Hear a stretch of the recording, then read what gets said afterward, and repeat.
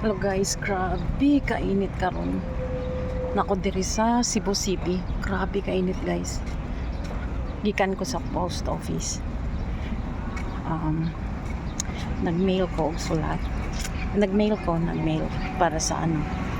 Grabe. Ito na Nipong medyo ko ganina. May gani ka nakadala ko og akong emergency na tambal. Grabe kainit guys.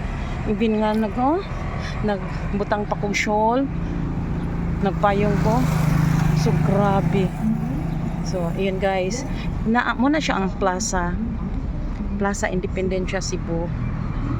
So dira ko sa likod dito ang Fort San Pedro sa kaway-kaway sa nakaanha diha ang Plaza Independencia.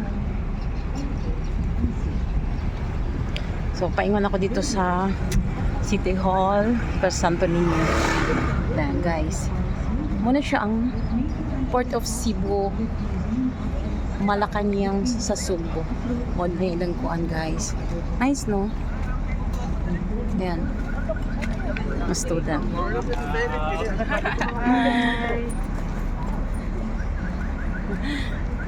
Yan. Malacanang of Subo.